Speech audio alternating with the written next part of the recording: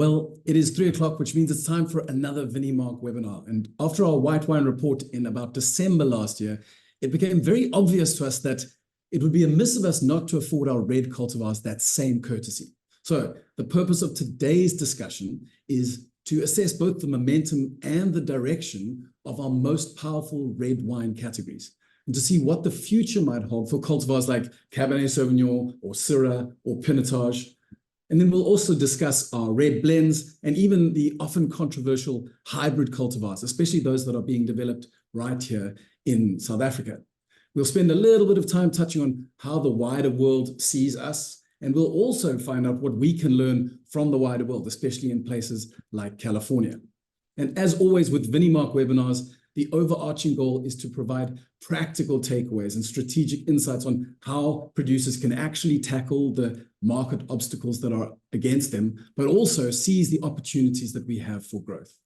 So to help us on our way, Vinimark have assembled an absolutely stellar panel, which includes Dr. Marinda Kruger, who is the Napa-based director and head of winemaking at First Leaf in California.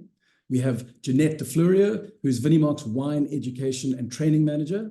We have Gilliam Botma from Bosman Adama Wines. He's the head of grapevines and plant improvement. Then we have Murray Barlow from Rustenburg, who's the director of the estate. And finally, we have Roland Peens, who is a wine consultant, also the founder of winecellar.co.za and one of the driving forces behind the Strauss & Co. wine auction. So I thought we'd start off the conversation by asking Jeanette to make a few comments. Jeanette oversees Vinimark's masterclass presentations, which always include really fascinating data insights on market forces and key players. So I wanted to ask her to kick us off by giving us a sort of overarching summary of the state of red wine sales in South Africa. And from there, there's a number of avenues that will go down. Afternoon, Jeanette. Thank you, Jono. Good afternoon. Yeah, so red wines, fortunately, are in favor most months of the year. And what the good news is that even though we are all feeling a pinch in our pockets at the moment, we are seeing some interesting growth in certain categories and varieties. Of particular interest is the strength of red blends. It is, rather than a varietal wine, a style of wine that continues to be very strong and is still showing growth. Some interesting developments in listings of certain varietal wines like Cabernet Sauvignon and Pinotage are encouraging. But on the whole, there's a bit of a sluggishness around some of the red varieties. And obviously, we might see some changes over the next few months. But if we compare our figures and sales figures as a nation, not just as Vinimark, but as a nation, certainly the strength seems to be in red blends. And there are a couple of white varieties that are growing more strongly than the red varieties at the moment. This isn't a seasonal thing to do with the weather, but there's always time for change. And I think when we look into the details a little later as to which varieties are growing, which are in terms of plantings. It'll be interesting to see and hear from the other panelists as to their experience of what's being planted and what is growing. But right now, we're really all banking on the red blends and the red wine category. There's growth on the whole. As Vinimark, we're incredibly strong in the market. Proud to say that we continue to grow from year to year in terms of sales. But this is one of the trickiest years that we are all facing as a wine fraternity, not just Vinimark producers. So I'm interested to know, when you talked a little bit about red blends being a strong category, is that explicitly the Bordeaux style blends, or is there another category that is perhaps showing more strongly? So both the red blends in Bordeaux style and Rhone style are showing growth. There's a mishmash of other varietal wines, which are probably just good entry-level blends for the consumer who is new to wine and is not necessarily aware or au fait of the difference between Bordeaux style and Rhone style, and is really just looking for a pleasant drink. So across the category, from more entry-level blends, which may include any varieties, both Rhone and Bordeaux and Southern French, if we can call them that, as well as some interesting blends, including the Portuguese varieties. So when we did the white wine report, we discovered that there were a number of regions around South Africa that were perhaps growing faster than we would have expected, and there were sort of opportunities for growth in certain categories. Are you seeing similar trends in certain areas of South Africa where all of a sudden there's growth in the market or seemingly promise upswing in sales? Well, to be honest, if beer sales are down, wine sales are up, and KZN has had a particular problem, we're glad to say as a company that counts in our favor. More people will turn to wine if they can't get their beer delivered and if there are issues around glass. But on the whole, the strength always is in the Gauteng and the Western Cape markets. They have greatest market share, obviously. And what I think is also favorable in Gauteng, people who reside in and around Johannesburg are not afraid to spend money. So I think there's more experimentation in the Western Cape, people trying unusual wines. Often enough, those are single varietal red wines rather than blends. Whereas the traditional stalwart estate blends, the flagship wines of many of the more traditional estates, which command higher prices, are definitely strongest in Johannesburg, Gauteng area, but followed closely by the Western Cape. Jeanette, I know we've talked about this before, and sorry, I don't want to dwell on this for too long, but we've noticed that white blends, and we discussed this, seem to be suffering a little bit, and yet red blends are really strong. Can you touch on perhaps why that might be? Why would white blends suffer so much, and yet the customer loves red blends, seemingly?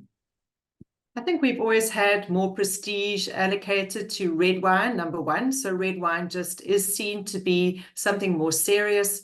It's the gift wine. If you're going to purchase a wine as a gift, one generally would choose a red rather than a white. It's seen to be a wine with more gravitas. And as South Africans, we've always prioritized the winemaking. Winemakers amongst us in the estates, producers have always had that flagship red blend, which was Bordeaux.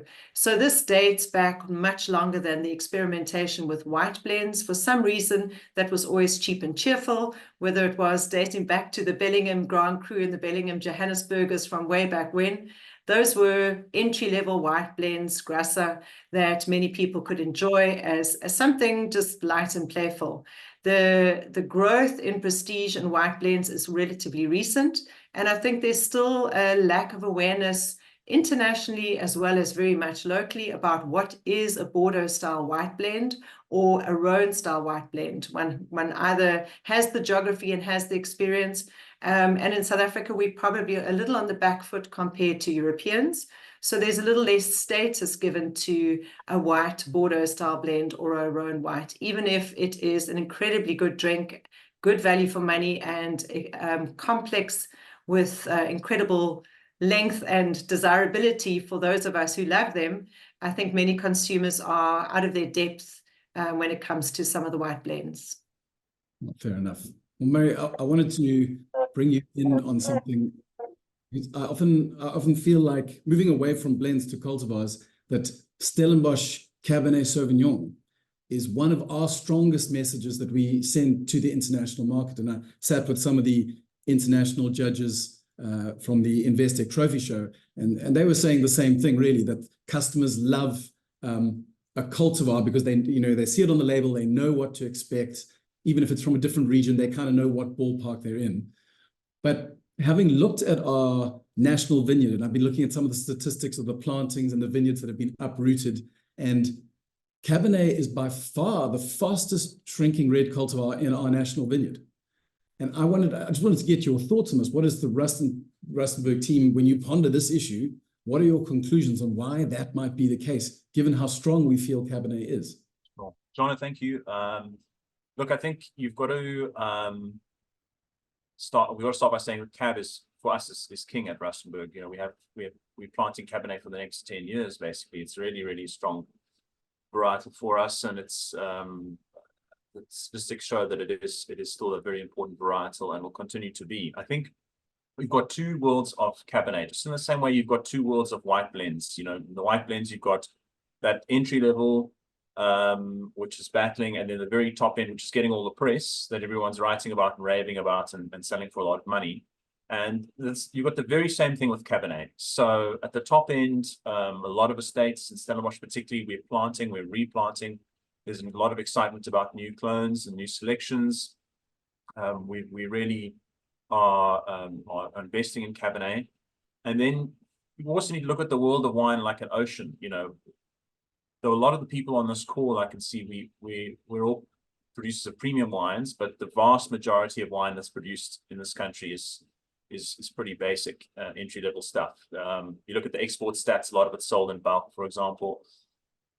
So you then need to look at the bottom end or the entry level, and farmers there are farming for what makes sense from a grapevine point of view. So remember, Cabernet is a low-yielding varietal. It's late ripening. So the longer your ripening period, obviously, the more that can go wrong. It's a pyrazine-heavy varietal, so you need to do a lot of canopy management. So, you know, it's also very susceptible to things like Eutypa, or what's called tongue pain in the industry. It's susceptible to leaf roll virus, in the sense that, unlike an early ripening varietal, a late ripening varietal like Cabernet, you know, once it gets leaf roll, it's pretty much the end in terms of quality. So I think at the entry level, you've got farmers that are saying, you know what, I can make more money farming something else. And if the block gets virus or whatever the case is, so be it.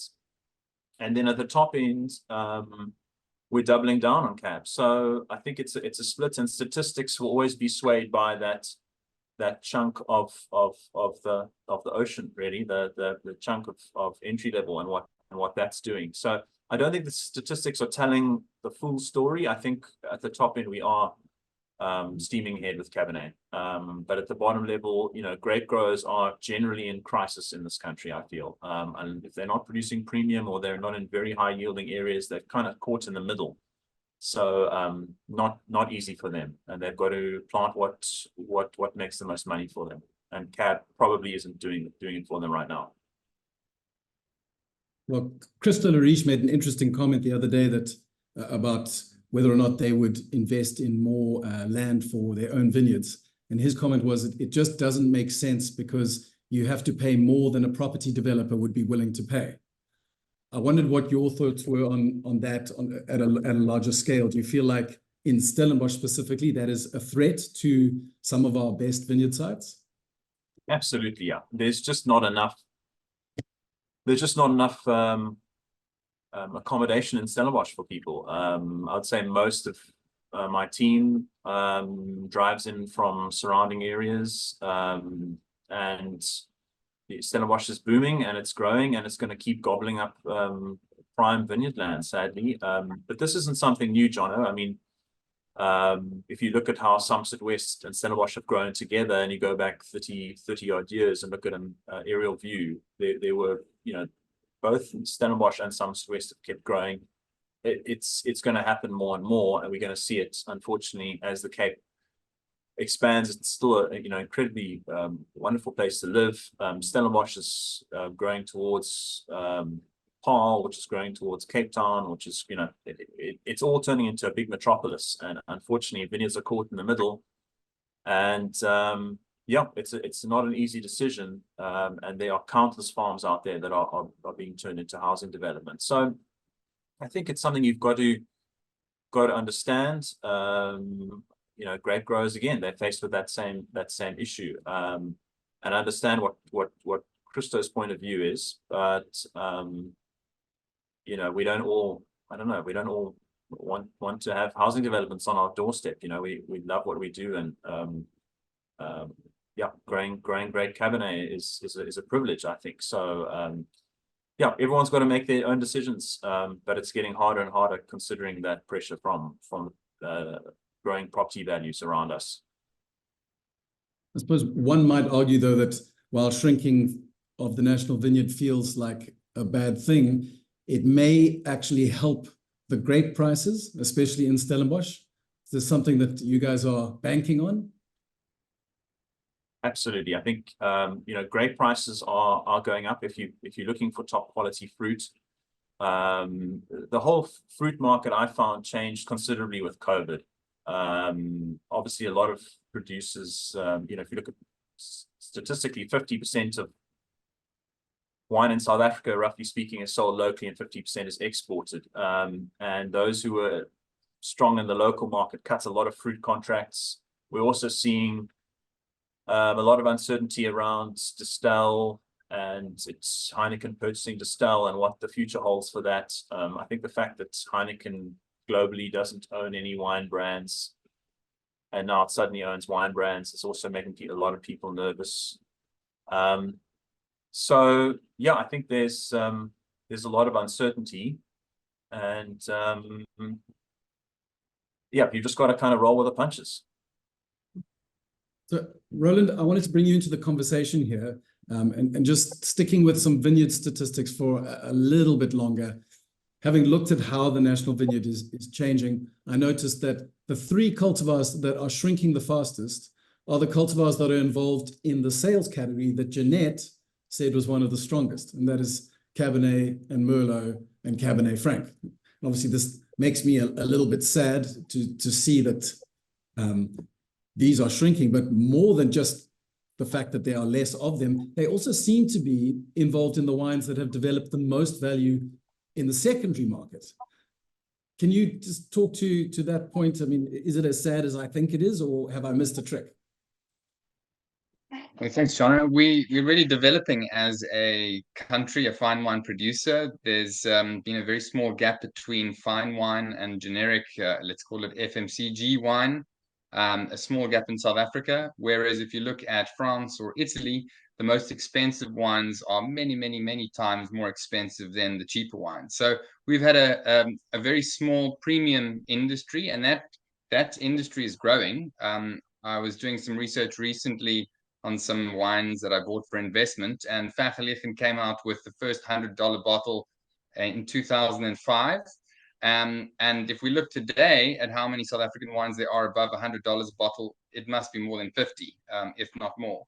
So the category really has grown, and therefore those that are specializing in producing top-end Cabernet are riding the wave, that Stellenbosch Cabernet wave, and those that are not are perhaps not riding that wave. And if you're, as Murray said, in a region that is not known for Cabernet or doesn't produce fine Cabernet, then planting something else is better. So the 5th biggest cultivar in the country is Ruby Cabernet. This just took me by surprise a little bit, in the sense that South Africa is obviously trying to pitch itself on the international market as not just good value, but as in a producer of some of the world's great wines. And I wondered if this statistic about the increasing Ruby Cabernet, and I know it seems to be a pragmatic decision, but surely that's going to have a negative effect in the perception of South African wines if that trend is to continue. Do you have thoughts on that? Well, possibly. Our industry, unfortunately, is being led by the bottom end part of the market. We've been known as a value producer, not as a fine wine producer. And it's now starting over the last 10 years. We've seen the top end of the industry really play at the top end level of the international wine market. And the more that we play up there, it doesn't really matter what happens at the bottom end of the market with Ruby Cabernet, to be very honest. I think the consumer's looking for brand equity. They're looking for brands. Cabernet is a brand. Stellenbosch Cabernet is an even bigger brand.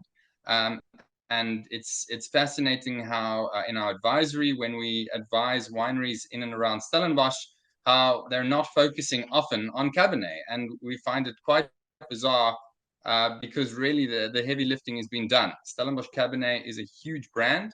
And if you're planting or if you're selling something else, then you're really going against the grain. You swing against the currents, and you're going to have to be better than everyone else. Well, so actually, I want to pop across to Jeanette again quickly, because we've made a couple of comments. Murray, you mentioned this earlier, also talking about the top end and the bottom end. And again, with every wine discussion, we have to remember that the South African wine industry is not one thing. It's 3 or 4, depending on which kind of price point you're playing in. So Jeanette, you obviously spend time preparing producers and preparing the Vinimark team in order to engage with consumers, effectively to sell more wine.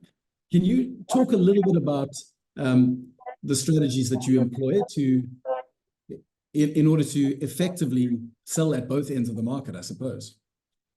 I think my main role is awareness and creating an enthusiasm to explore wine. As a Cape Wine Master, it's my passion, so it's easy for me to communicate that passion. And what I aim to do is to ignite a similar interest, an investigative, exploratory interest in every wine drinker, whether they're a member of staff, a brand partner, a consumer, a client. And I do training with key accounts. I do observe and assist with waiter training, as well as our own team training and brand partner discussions. And the other thing is a think tank to really think ahead. So the questions around Cabernet for me are particularly important, points raised by Murray and by Roland. For example, of the vines that are being uprooted, I have no problem with virus vines being uprooted. We want a good product at the end of the day. We want to maintain a very high standard. I agree completely with Roland that Stellenbosch Cabernet is a brand and a successful one.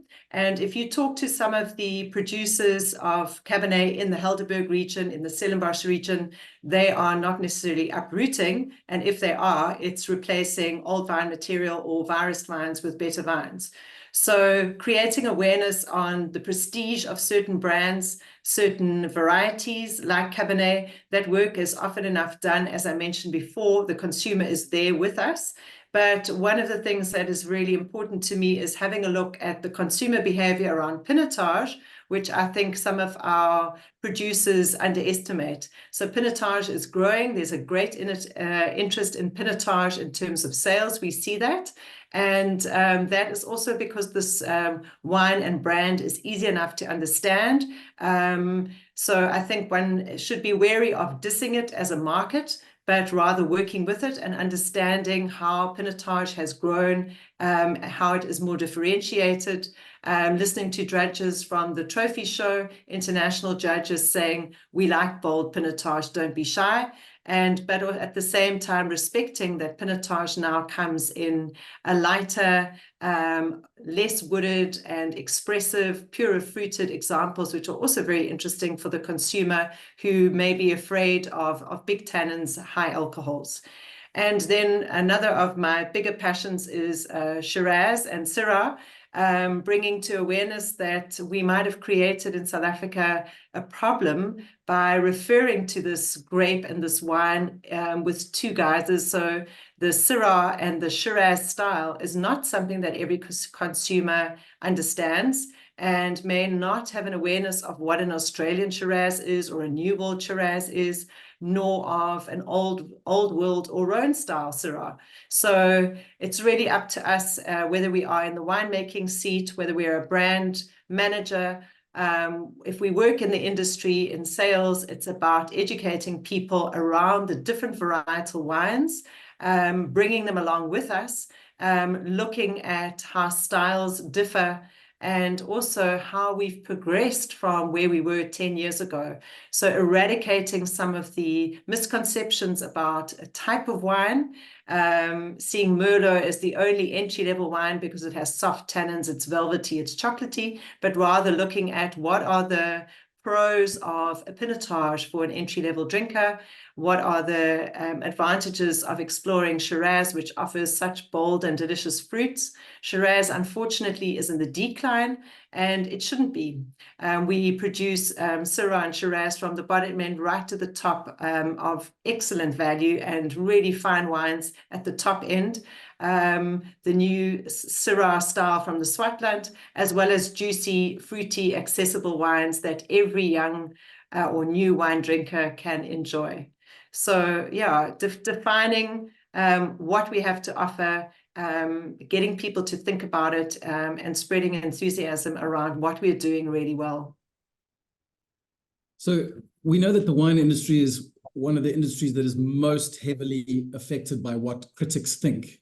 And yet we also note that there's this chasm between critical opinion and what people actually want to drink in the bottle. And you mentioned Pinotage and how I've experienced how UK buyers want Pinotage to be big and rich.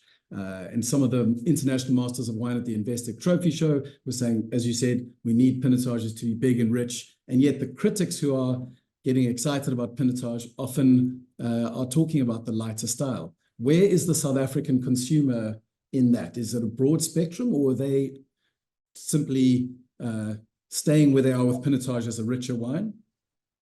Well, I think we've moved from the coffee style Pinotage, and I'm ever grateful to the coffee style Pinotage because it brought people into the wine fraternity. People started drinking red wine where they might not have originally. So there's less emphasis today than 5 to 10 years ago on a coffee style Pinotage, which was a detectable aroma, something people recognized and therefore were very happy to enjoy a glass of, if they weren't originally red wine drinkers, to a far more diversified style.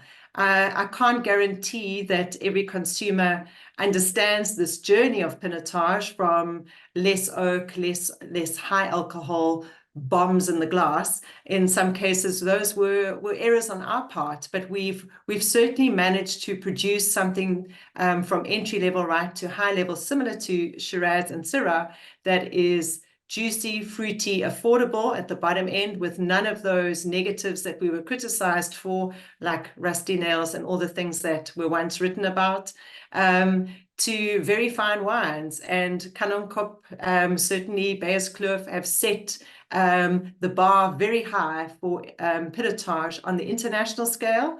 And I'd like to think our market has cottoned onto this, but certainly the sales are showing so.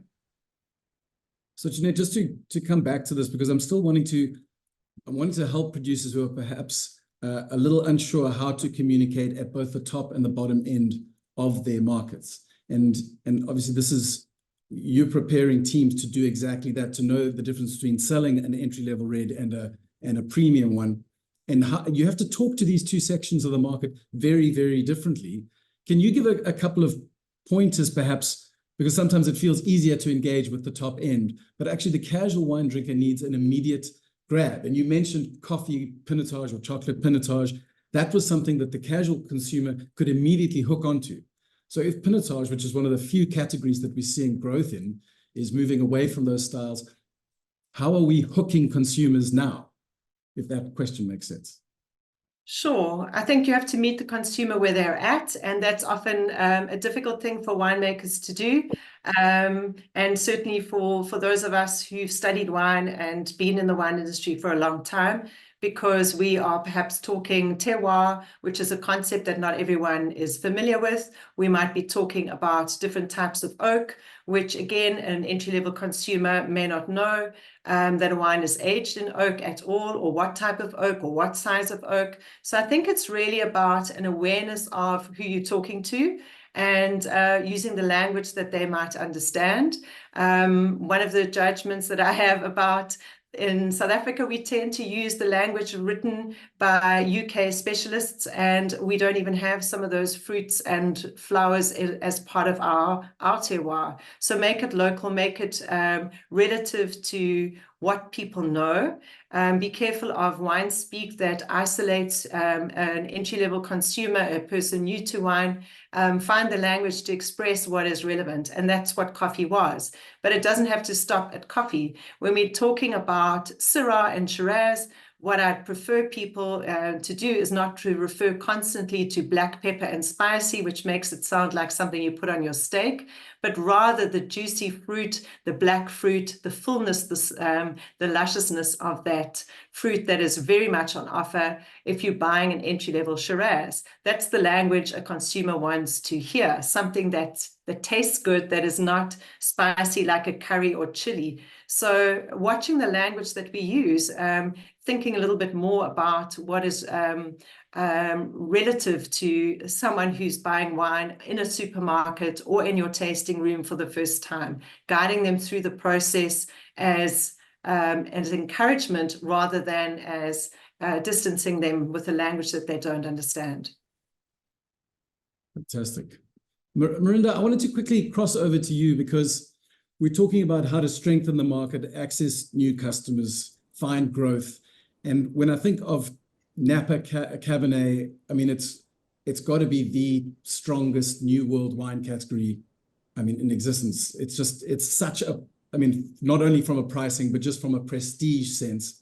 And I wondered, what have you picked up on how the Californians think about Napa Cabernet or Californian Cabernet? How do they communicate it? How have they managed to create this incredible brand that something like Stellenbosch Cabernet would love to be, or South African Pinotage would love to be? Yeah, that's a very good question, Jono. I've been listening attentively to what Jeanette says, and I don't think the American consumer is that different to the South African consumer. I think, in Napa Cabernet Sauvignon, I think the growers, specifically Napa, just stood together and said, we have to champion grape varietal that can make good complex wine, that you can make a fine wine in, and it can be accessible to the younger, inexperienced wine drinker. And they championed that. And the Napa terroir is ideal for Cabernet Sauvignon, but so are a lot of other areas in California, Sonoma, Paso Robles, Monterey. There's really a lot of areas, as in South Africa, I believe, also for a varietal like that. It is all about viticulture, of course, and then it is about collectively standing together and forming this giant. I always say you stand on the shoulders of giants, and I think that's just what they decided. They're going to create this giant collective effort years ago. I mean, Napa is not that old. It doesn't have heritage or very old vines even. And if you think of the history, they made a quick turnaround because Napa itself was a small little town where everybody drove past and went up to St. Helena and Healdsburg. And now it's just really, it's a destination. And Cabernet Sauvignon, they've championed as the grape varietal because it does make a complex wine. It riding on the wave of what the French Bordeaux history has started. So it was a varietal that was easy to introduce because it was known. It wasn't a varietal like Zinfandel, which is also Europe, but was very much accepted as a American varietal. Really, I mean, it's outgrown that completely. So yeah, I think they rode the wave of the French Cabernets, and then just built on that collectively, standing together and say, let's understand this varietal and champion that. We often get told that our Cabernets are too cheap, and that's part of the problem when it comes to developing a premium brand for South African Cabernet or the Bordeaux blends. Do you think this is valid, having spoken to some American consumers? I think this is definitely valid. I think what's happened now, if Cabernet Sauvignon is on a label, people know it will be good. So the prices of Cabernet is, I think, the cheapest Cabernet. If you go to the supermarket, you wouldn't find anything under $35 a bottle, and it can range up to well over $100 a bottle in retail even. So it's definitely not an entry-level varietal anymore in California or in America. People don't mind buying for it because they know it will be good. That's sort of the perception that's out there. Well, Marini, you mentioned viticulture early on, and I want to switch from marketing and sale of wine to viticulture, and I want to bring Gilliam into the conversation here, because we talked earlier about Ruby Cabernet that has been growing, and it's one of the few cultivars that has been growing in the last 12 months in the South African vineyard. And that was a cultivar that was engineered originally in order to be able to taste like Cabernet but survive in harsh climates, which some might argue it didn't really achieve. Now, you guys at Bosman have taken on this, what feels to me like an enormous project of developing some fascinating hybrid cultivars in order to tackle the problem of climate change head on. And I wondered if you could just tell us a little bit about some of the more exciting things that you guys have in development, where you're at, and how this might affect producers and what they're looking to plant. Oh, no, definitely. Thank you. So because Bosman Odama is a big nursery, we thought a few years ago, we already have more than 100 cultivars that we are evaluating and that you are able to buy. But why, if I can tell it, why scare off the producers and farmers with a lot of new varieties that you still import every year, but they're never going to go commercialized? So we thought in 2017-18, why not import a few hybrid varieties from Germany and Italy that's resistant against powdery mildew and downy mildew. So since there, we imported 15 of these varieties that we are now evaluating. We made already 2 years wine at Stellenbosch University, and we're already starting in test blocks in different areas to see how the producers receive these grapes. At this moment, we are still very small because it is hybrid varieties. It's not a clean vitis vinifera. There is still like the winemaking on the label that you can't put it. But at this moment, so we thought, for example, to import from Germany a cultivar called Cabernet Carol and Cabernet Cortes, and from Italy, Cabernet Eidos. That's one of the parents are Cabernet, and we thought, why not start to plant that where you spray less and save cost there also, and then also to, so we don't want to replace for example at producer a Cabernet block, but say for example you have a slope where tractors can't move, or around about schools where it's difficult to spray, and we started to plant these varieties.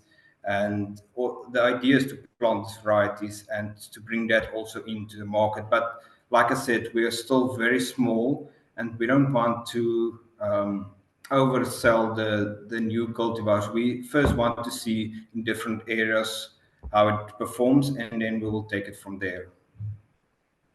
So how are producers able to learn more about what you're doing, or even be able to engage with those cultivars? Should that be something that interests them? So at this moment, like I said, we're very small. We have a small test block here at Bosmanodama in Wellington, where there's between 8 and 12 vines. And at this moment, we're just starting to get the farmers to come and visit the blocks, and also to taste the wines, that we can get the feeling how their comments and how they receive the wine. Yeah, so that's basically that. And obviously, Bosman is also, they were the first estate to bring in Nero d'Avola as a cultivar, specifically because it was so climate suited.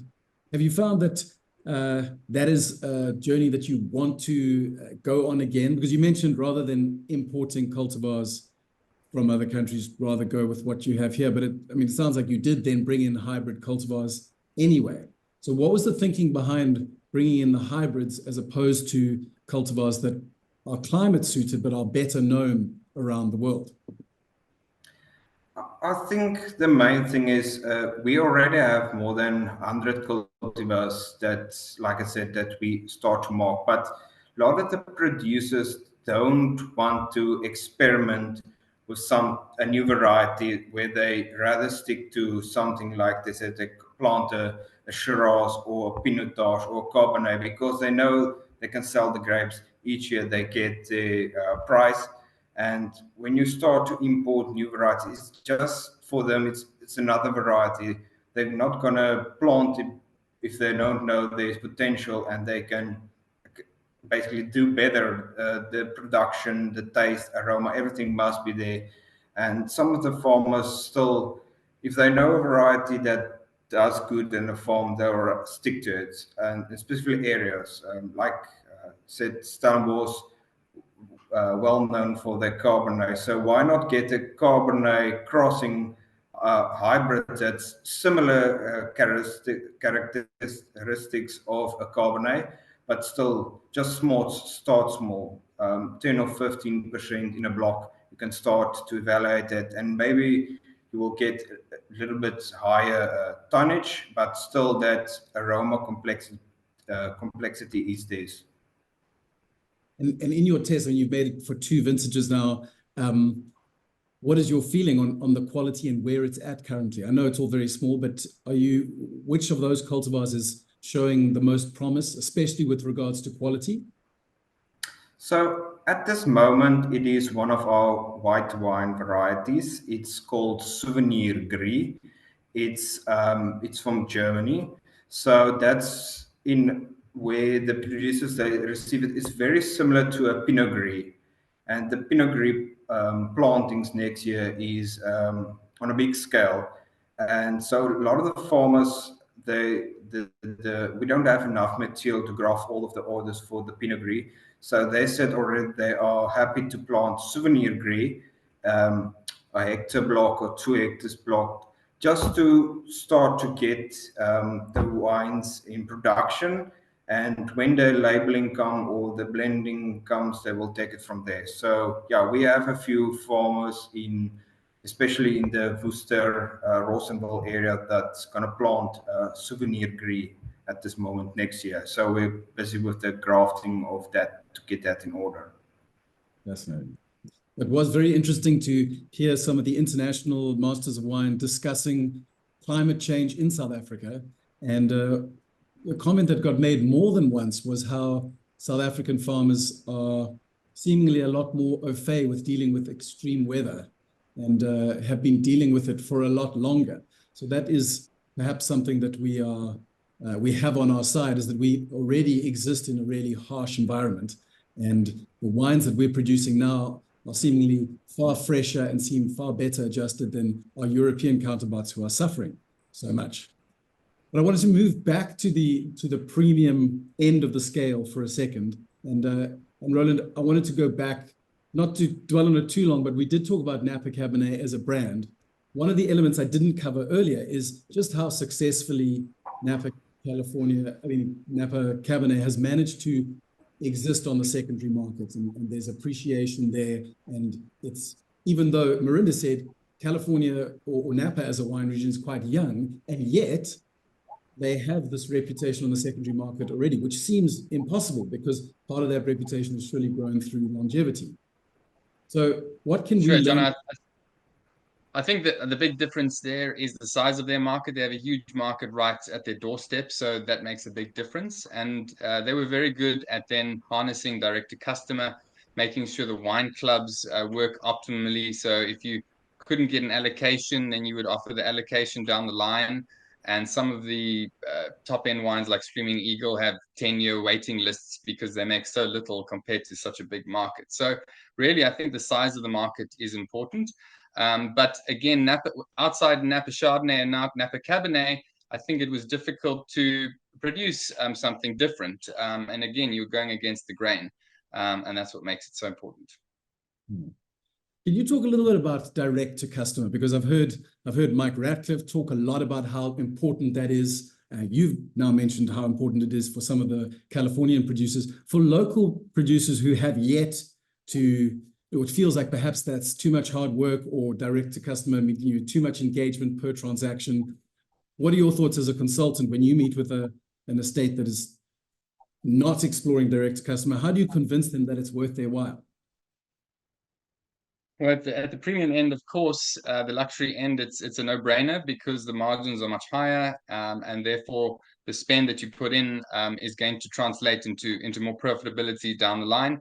You obviously get to know your customer as well. If you think about Bordeaux en Premier 20 years ago, the Bordelais didn't care really where their wine was sold. They would just want to get it off their balance sheet. Whereas today, the Bordelais know where all their wine is going. They know their customers a lot better.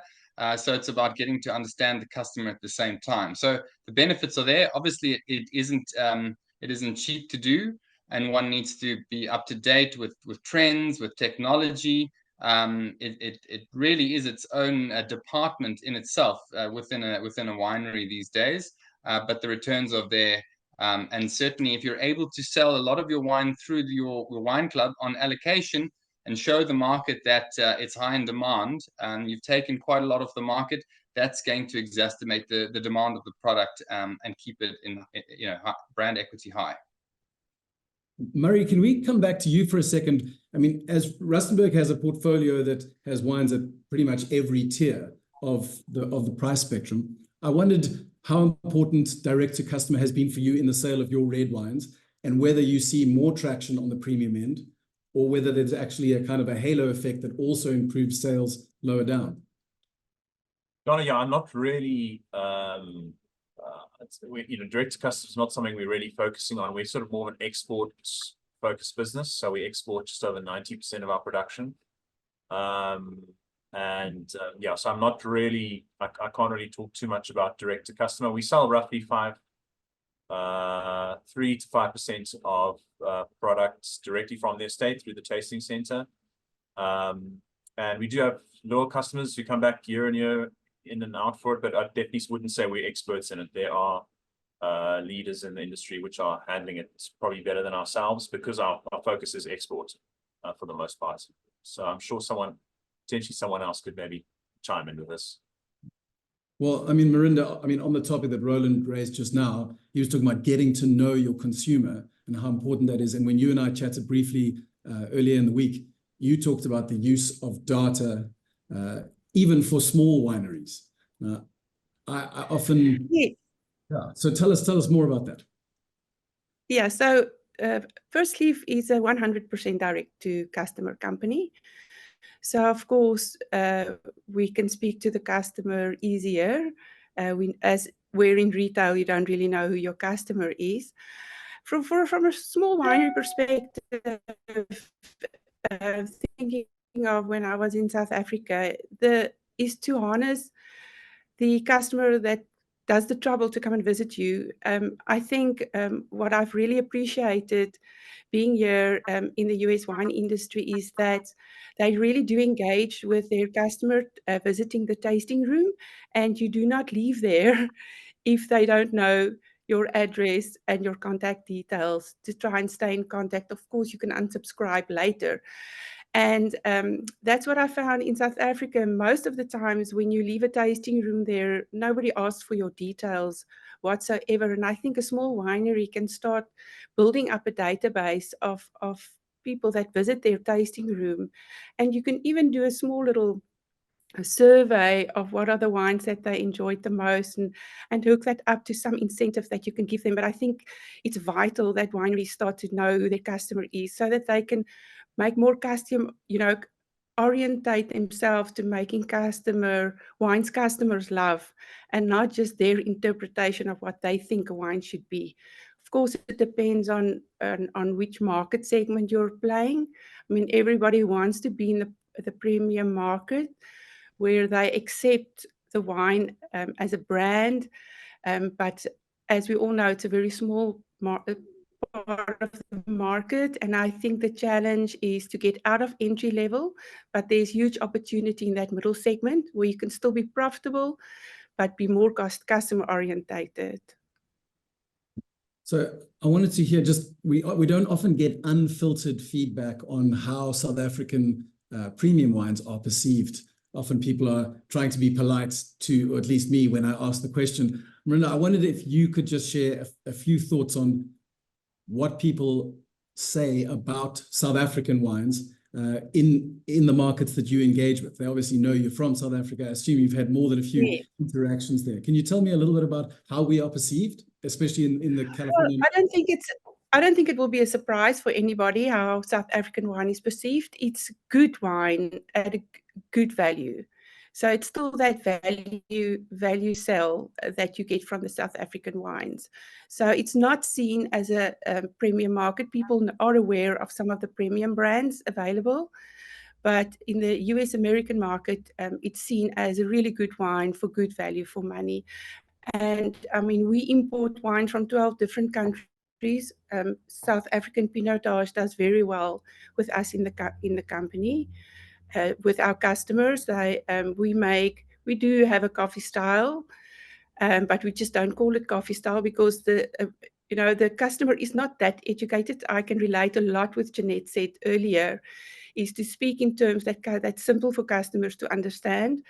The American wine drinker likes exploration, but they're not very well educated in wine. So you really have to communicate to them on a really clear level. If you start talking about coffee style Pinotage, some of them would think that there's coffee in it. You wouldn't think that people would think that, but that's what they think. So, so all across our portfolio, the South African wine does really very well. It's well received from Chenin Blanc, Sauvignon Blanc, and then of course Cabernet Sauvignon as well, Pinotage. I'm going to experiment with a bit of Sanso on our portfolio from Picaniere's Kloof, and I'm excited about it because I love the varietal.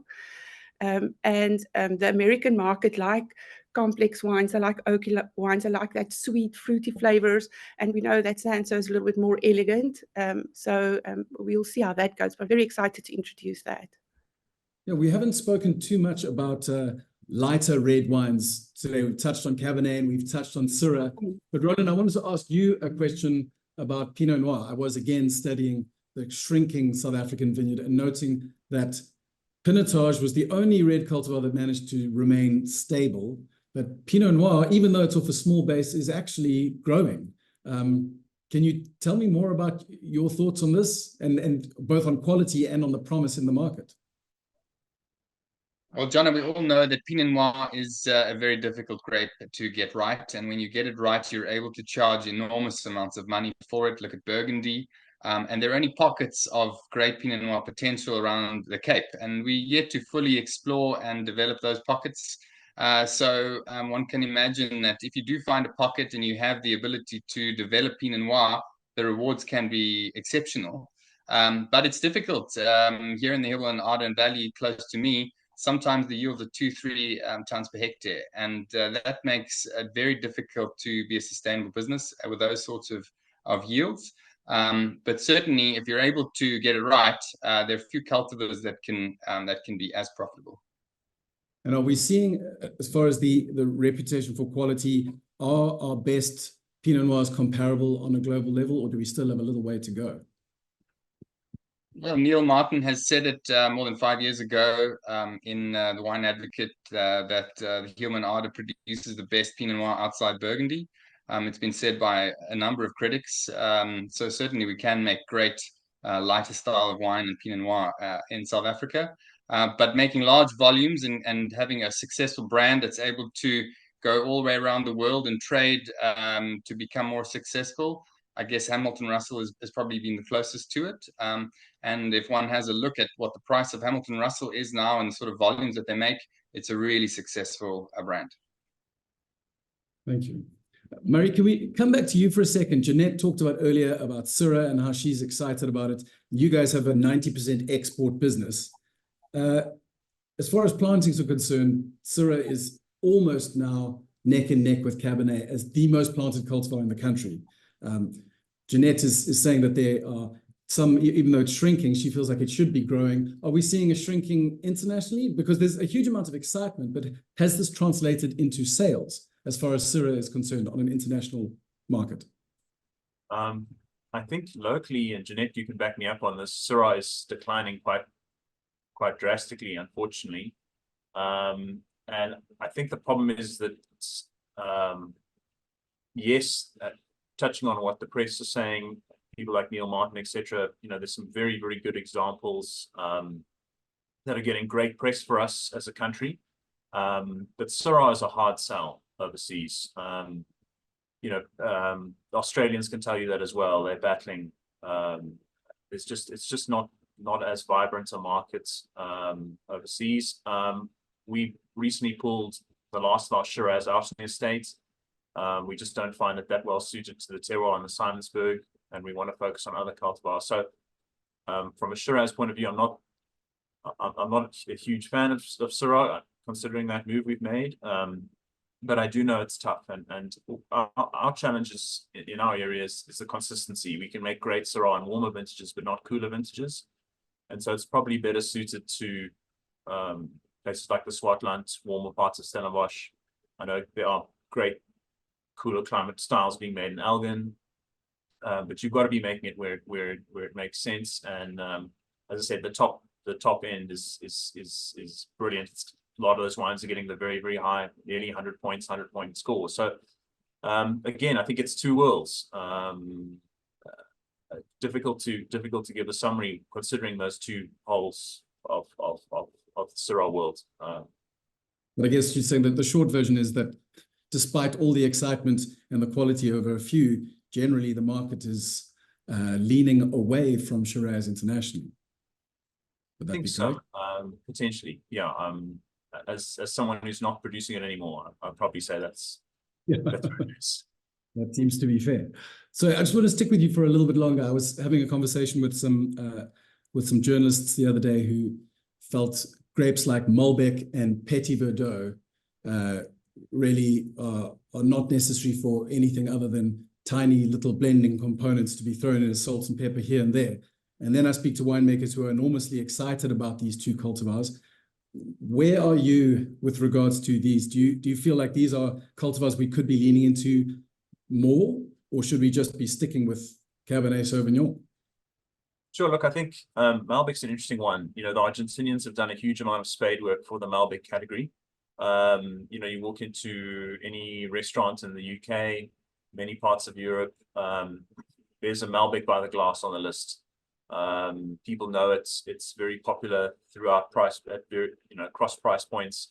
They've created the category, and I started to notice probably about 8 years ago in the UK market in particular, the rise of things like you know, Chilean Malbec, riding the crest of what Argentina's done, and French wines that were always from regions known to produce Malbec, but never put it on the front label, putting it on the front label.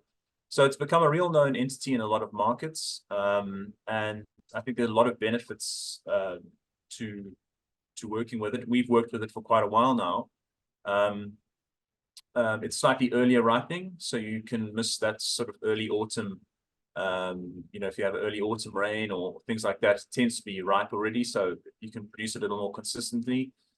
You can crop it slightly higher, which in lower yielding areas like Stellenbosch is a benefit. It can, at 10 to 12 tons a hectare, can give you quality.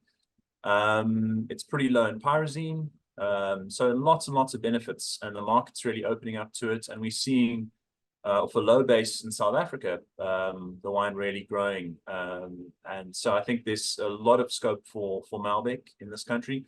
A couple of issues. We've got a lot of clones of Malbec in the country. They're very different. So you really need to do your homework with clones. There are two that we like, and one in particular, and we think is very strong, but there is a lot more that needs to be done, understanding the clones that are available to us, because there are a number that are available. And I think traditionally a lot of farmers burnt their fingers when the early clones arrived, with poor sets, susceptibility to wind, things like that. So you've got to definitely choose your site, but I think there's a lot of scope for it. And if you look at how prevalent it is in Bordeaux blends, definitely is a varietal for the future. Petit Verdot, on the other hand, I think, again, a lot of interest. It's slightly more on the geeky spectrum and not so much on the commercial spectrum, in that we don't have any champion of Petit Verdot in the world from an international point of view, but it produces great wines. We have an incredible block on the estate, year in and year out. It's used to great effect for blending, but it really is a varietal that loves time and oak. So I think sometimes the best Petit Verdot that we've looked at has been 20 to 24 months plus in barrel. So it does need different treatment. I think we've got a lot more to go with it, but I really think it can create great, big, bold wines that can age and have a lot of future ahead of them. In fact, you know, you'll probably find a lot of Stellenbosch Cab that's out there has a few % of Petit Verdot bolstering it, just simply from the fact that it gives it tannin, color, body, lovely bit of spice as well. So it's a varietal for the future, but I don't think it's got quite the commercial bent that you would get from Malbec right now. But I think both is a very, very bright future for. Roland, you said, or it seemed you had a comment on what Murray was saying. Yeah, I just wanted to talk quickly about Syrah, because what's important in Syrah, sorry, my grandfather clock is going off in the background here, is that customers are looking for specialists. And I was looking at one of the few producers that make Syrah and Cabernet, and that's Pinotage Kloof. And on the secondary market, the Syrah gets a 25% higher price than the Cabernet over the various vintages. And if one looks at Porcelainberg, for instance, it's one of the most successful wines on the Strauss platform, selling at over 3,000 Rand a bottle on average, no matter what the vintage is. So although Syrah is certainly a little bit more of a tough sell, the specialists, those that are doing well, the Molyneux, the Pinotage, the Porcelainbergs, they've got an incredible business, sustainable business, and those wines are selling very well. So we haven't spoken much about specialization, but from where we sit, if the consumer is picking 4 wines, they're going to pick the one where the producer is specializing in that variety first, because there's so many wines out there. The Platter Wine Guide has gone up 5-fold in the last 20 years, so there's a lot of wines to pick from. I mean, I think that's a really important point. We've discussed in previous webinars about your message to the consumer, and how if you don't have anything to say, that's going to be a problem, especially when dealing with the younger generation, which we're trying to draw into the wine industry. And I think that idea of having a strong single message is not only important, as we discussed, at a sort of Stellenbosch Cabernet level or Swartland Syrah, but also as an estate, representing one thing. So perhaps the people who are wanting to really get behind Syrah need to think hard about how they position themselves when they do that. Jeanette, can you talk to that? Thanks, Jono. Thank you. Yes, I was jotting down a couple of points when I was listening to the others about what, for me, is a key message to our producers out there, whether it's an entry-level brand or a top-end brand. So whether it's Porcelainberg or at the entry-level Shiraz, and whether it's a Merlot that's on the retail shelf and on promotion, or a top end like the Shannon Mount Bullet, or one of the other key Merlots that do gain 5 stars in Platter and win awards. It's really about brand strength, being very clear on who you are, what your story is. If you don't have a story to tell and you're not clear of it yourself, then how is the consumer going to know? And the second thing for me is, besides the story, is really getting your volume and your pricing right. And often enough, guidance is needed in this respect. But really being clear as to where you're positioned in the market, and distribution. If you're not able to be in the right place in terms of shelves, or in the export market, likewise, one has to do one's homework and ensure that you have distribution to the right channels according to your brand. So it's always wonderful to be in the specialist and to be oversubscribed, but the majority of our winemakers are not in this lucky position. For the consumer beginning to learn about wine, strong brands are where they start. They might be drinking a sweet red wine and attached to that brand simply because the wine is pleasurable, and never let it go. So more traditional brands like Alto and Alice Valura, and some of the brands that have had good distribution from many generations and have been on the shelves, they're just trusted brands for people who are afraid of experimenting. I agree with Roland at the top end. We are not struggling to sell the top end. The specialist wines have their following. People are ready to dip into their pocket when they're absolutely clear that they are buying something that will provide extreme pleasure, ageability, and really is on point when it comes to terroir. I think the terroir story is something that we're still learning as South Africans, whether it's Pinot Noir, or even some of the newer varieties that were mentioned. We're still discovering where plantings are best.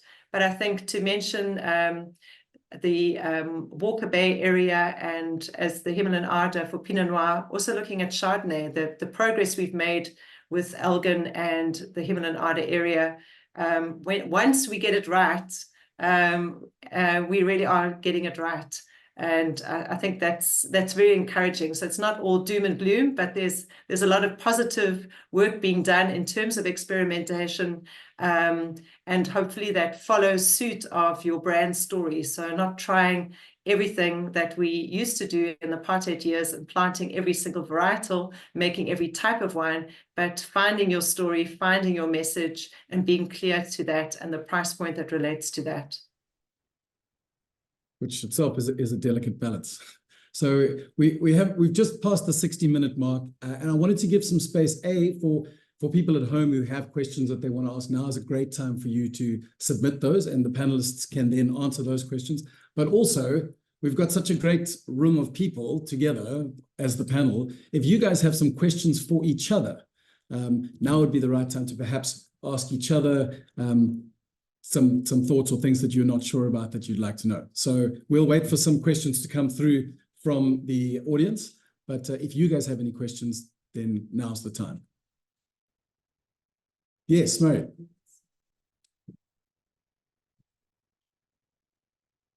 Murray? Sorry, yes. Yeah, my question is just actually for Gilliam, just in terms of plant material and combating things like leaf roll virus. Gilliam, I know that those hybrids that you've introduced, a lot of them you don't need, they're not susceptible to mildew and things like that, which is a huge saving to farmers and an environmental impact as well. It's very positive. But how does leaf roll virus impact them? Are you seeing more leaf roll resistance in those varieties, or is leaf roll, does it hammer everything? So at this moment, because the varieties are still very young in our test blocks, we haven't seen the cultivars being infected yet. But what we saw is we are working with also the ARC that also has a lot of the older resistant, also powder mildew and downy mildew resistant varieties, especially from Cornell University. Those were that were selected in 1980s, and those, even though they already have proven to be downy mildew and powder mildew resistant, you don't see the leaf roll as you see typically in a Cabernet, where you get that leaves to curl. It is also, a lot of them get infected positive, so there's no correlation there. But most of the varieties, I could almost say 90%, you don't see the leaf roll infection. Same with you don't see the downy mildew and powder mildew. So that's very interesting at the moment. So I think when our test blocks start to get infected, we'll see if this Italian and German varieties that we imported also will have that same trend. But at this moment, I'm very convinced that it is a little bit more resistant, visual resistant, if I can call it that. Thanks, Graham. Are there any other questions? So I don't think we have anything coming in from people viewing at home, which meant that you guys must have just absolutely killed it at answering every last thought that came into anyone's mind. So it is almost 4:10 now. I'm gonna wrap up. I'm gonna give a little summary of what I think you guys have shared today. And if I forget any major point, you can put your hand up and say, I said something very important that you forgot about. So it seems like in general, pressure is quite high on the market. Murray talked about how farmers are under a lot of pressure. And we know that exports were down slightly last year. We know that local sales are struggling. But Jeanette did point out that there are rays of hope here and there. We've got red blends are a strong brand, both locally and internationally. Sales are holding solid there. And the same goes for Pinotage. And what seemed to come out of that discussion was that there is both a need for strong brands, but also very clear communication to the customer. And perhaps things like red blends they are produced by some of our biggest wine brands. And so there's strength there. And Pinotage is a proudly South African cultivar. And there's a strong, simple message there. And perhaps what we can take away from that is that where producers are struggling or seeing decline, instead of looking to the product, they need to start looking to their messaging. And Marinda also talked about how important direct to customer is. And it feels like a lot of hard work, perhaps. But what we don't always think about when doing direct to customer marketing is that it's not the single sale that you want to look at. It's the continued sales over the next decade or so. And so there's a sense of, if you're doing direct to customer correctly, then there's longevity to that. And you eventually do end up with that passive growth in your customer base. Surprisingly, Syrah is on the decline. It seems Murray talked about internationally, that's a tough sell. Locally, Jeanette said it's not doing very well. And yet, at the top end, we know how good South African Syrah can be. And again, Roland brought up the point about specialization and how if you get your messaging right, if your focus is correct, South African Syrah can be an incredibly exciting proposition, not just in direct sales, but also on the secondary market. And Marinda, you said the same thing. You talked about the importance of data and the importance of collective action. We all know that Stellenbosch Cabernet is a strong brand. Swartland Syrah is a strong brand. How many other regions do we have where perhaps there are brands that should still be developed that just aren't operating as they could? Another point that Jeanette made was about the importance of language. And I think in the wine industry, a lot of us spend our first couple of years in the wine industry desperately trying to learn all the right things to say. And then when we've learned them all, we feel very excited, we pat ourselves on the back, and then we talk to other people who also know the right things to say. But actually, when it comes to marketing to the wine industry, what we need is people who forget the right things and remember how to talk to someone who isn't a wine expert. And I think that's hugely important for marketing departments, whether you're a tiny producer or a giant producer. Remember what it's like to know nothing. And I think that was a very important point you made about language, Jeanette. And lastly, just back to the touch on brand, that visually there's a need for an immediate connection as well. At the high end of the market, people will engage in a narrative. They like a complicated message, but at the entry level, our messages need to be shorter, sharper, and more visually immediate and recognizable. So while the pressure is on, there are definite rays of hope and light.